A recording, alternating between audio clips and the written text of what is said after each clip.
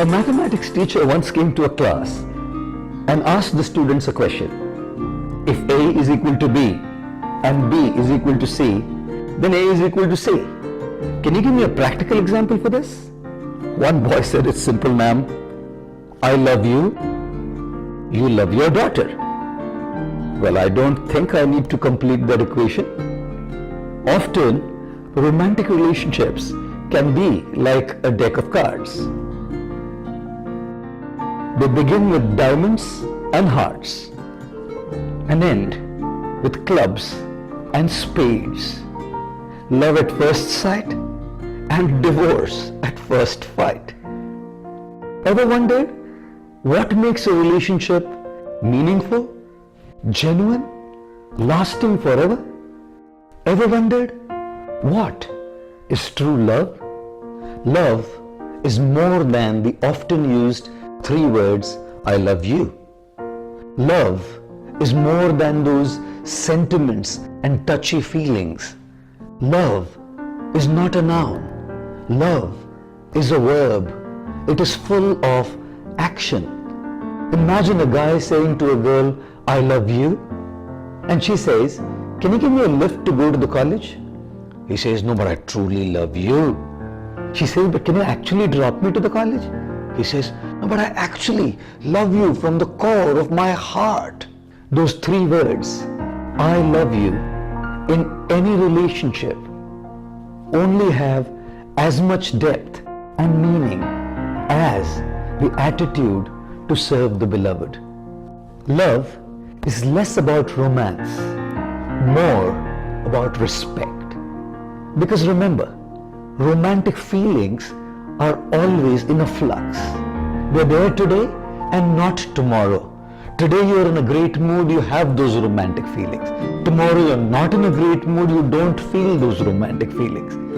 And also, the initial charm in any relationship goes down with time. But respect for each other and respect for each other's individuality doesn't die down with time. Feelings go down with time. Respect doesn't. And it is that respect, not romance, that becomes the foundation for all of our feelings, which can sometimes be like an emotional roller coaster. Love is less about my rights and more about responsibilities for your welfare. It means striving for the physical, emotional, spiritual welfare of the person whom we truly love. Love is less about knowing the person and more about caring for the person. Didn't someone say, I do not care how much you know until I actually know how much you care. A caring heart walks more than the extra mile to offer service to the beloved. Love is a great blend of caring and daring. Daring to stand up and accept the person completely, regardless of their faults and shortcomings. Daring to practice the virtue of forgiveness and to be able to let go of the mistakes and the blunders, small and big, in that relationship. Yes, it's like the beautiful, colorful, fragrant rose, those emotional feelings. But it is also like accepting the thorn that comes along with the rose, those weaknesses, those shortcomings, those faults. Yes, love is about complete acceptance, a package deal like a rose, beautiful in its color and fragrance, but also coming along with the thorn. When people say that they are in love, they think they are in unconditional love. But still, in most of the cases, it's not working. It doesn't lead to happiness. So Sadhguru, when is unconditional love truly possible? See, when you say love, your experience of love means you feel certain sweetness of emotion within yourself. Either by looking at this person or this person or this person, we don't know who stimulates this in you. It doesn't matter who helped you, but essentially it happened within you, isn't it? Yes? Did it happen only within you or was it in the air? I'm trying to clear this air. Combination of both. Really? It was in the air?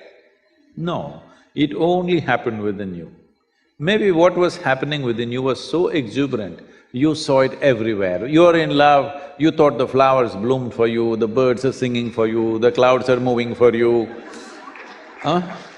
All right, I don't want to destroy all the romance, okay? But essentially it's happening within you. It's wonderful that you're experiencing such sweetness of emotion, stimulated by somebody. You are using the other person as a key to open up an experience within you, essentially. I'm asking you, why are you using a key when there is no lock, when there is no door, when there's no any kind of barrier? It is just that you are a push-start machine. You know what's a push-start machine?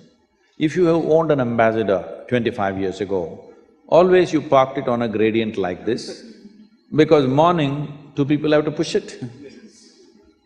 If you park it like this, nobody will come, your family will not come out of the house.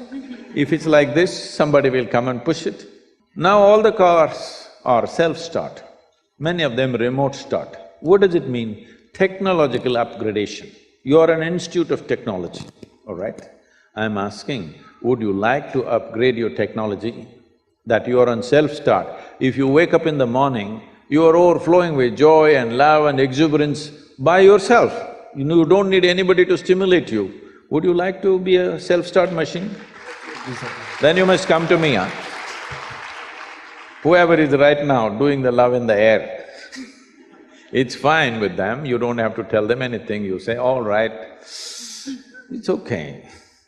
But it's very important you're a self-start machine, otherwise, after some time, you try to extract happiness from the other person. That is when these love affairs become tedious and horrible, because you're trying to extract happiness from the other person. No, life should be like this. When it comes to joy, when it comes to love, when it comes to exuberance of life, you must be the source of this, isn't it?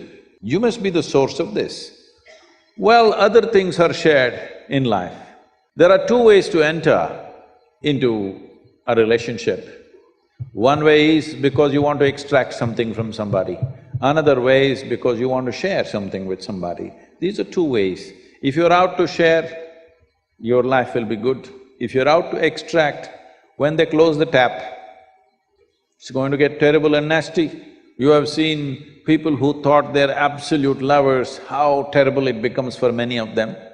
Not because there's anything wrong with them, simply because you started off on the wrong footing, thinking, this person is the source of my joy. No, no, no. Joy or misery, the source is within you. Yes or no? Whether it's joy or misery, the source is within you. It's for you to decide. If you're a joyful human being, they will also want to be with you. One boy and girl came to me and said, Swamiji, please give us your blessings.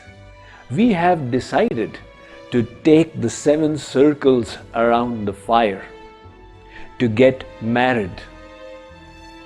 I called the boy aside and said, why do you wish to marry this girl? He said, Swamiji, she is very beautiful. Her father is very rich and she loves me very much. I will get great happiness from her. I then called the girl aside and asked her, why do you wish to marry this boy? She said, Swamiji, he has a very promising corporate career. He is very dashing and handsome, and he takes great care of me. I then got them both together and said, look, both of you wish to marry the other for your own happiness, not for the happiness of the other. And the moment your happiness is affected or lessened, the love will reduce. If people make statements like, I don't feel any love for my spouse any longer. I don't know what has happened. So what to do now? I'm just waiting for the love to come back.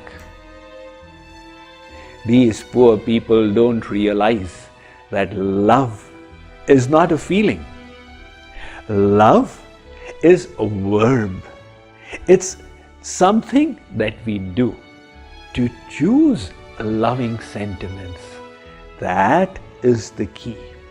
If you wish to strengthen it, learn to be more selfless.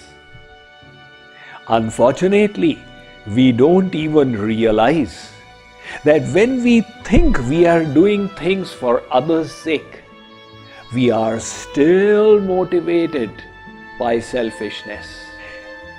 Ponder over it. In all our relationships, we are motivated by this expectation of return, reward, and reciprocation. So if only we can learn to drop this. First try to understand and then be understood. Make sacrifice and service the goal in your relationship. You will then discover that you have found the art of a much healthier and stronger relationship.